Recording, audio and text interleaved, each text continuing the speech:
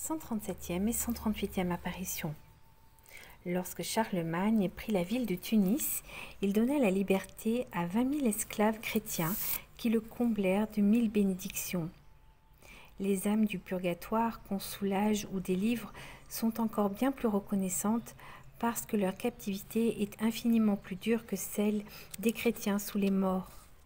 Sainte Marguerite de Cortone, qui avait été une grande pécheresse, l'expérimenta comme on va le voir. Parmi ses principales vertus, après sa conversion, était son extrême charité pour les défunts. Aussi, à sa mort, vit-elle venir au-devant d'elle quantité de ces âmes qu'elle avait délivrées des flammes du purgatoire.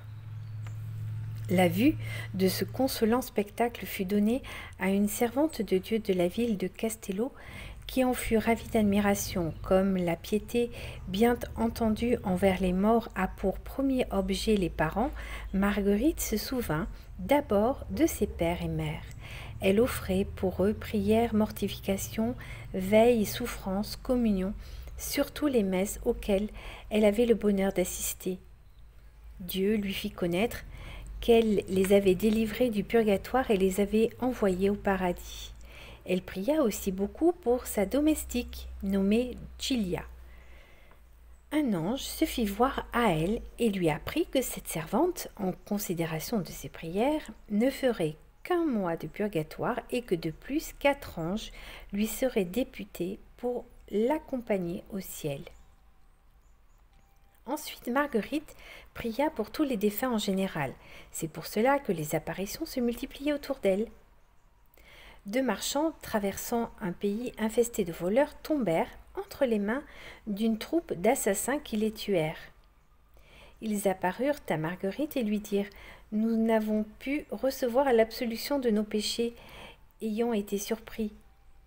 Cependant, lorsque nos assassins nous conduisaient au fond de la forêt, nous avons eu le temps et la grâce de faire un acte de contrition parfaite. Arrivés au repère des bandits, nous avons été massacrés sans pitié et nos cadavres furent jetés parmi bien d'autres. En recevant le coup de la mort, nous avions un parfait regret de nos fautes et nous avons ainsi échappé à l'enfer. Mais nos tourments dans le purgatoire sont affreux. Nous avions commis dans notre commerce des mensonges et bien des injustices. C'est pourquoi, servante de Dieu, nous vous supplions de dire à nos parents de faire dire pour nous des messes afin que nous soyons délivrés des supplices qui nous torturent avec une rigueur extrême. Nous vous conjurons aussi de beaucoup prier pour nous. Pas n'est besoin de dire que Marguerite ne les oublia pas. Elle ne se bornait pas à secourir elle-même les pauvres âmes. Elle suppliait les religieux, les religieuses et les personnes pieuses du monde à l'aider dans cette sainte œuvre. Notre Seigneur lui dit un jour « Va chez les franciscains et recommande-leur de ma part de se souvenir des âmes du purgatoire qui sont en ce moment en nombre incalculable, parce qu'il n'y a presque personne qui prie pour elles.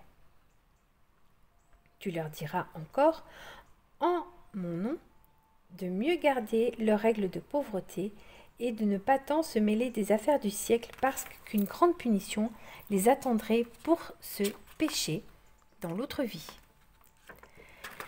La sainte fit la commission et ces avertissements du Sauveur furent reçus avec respect et conservés dans les archives à titre d'avertissement divin. Le zèle de Marguerite étant si grand et si fécond, il ne faut point s'étonner qu'elle ait obtenu la délivrance d'une grande quantité de défunts qui brûlaient dans les âmes du purgatoire, ni que ces âmes rendues au ciel ne soient venues à sa rencontre et lui aient servi de cortège pour monter elles-mêmes au paradis.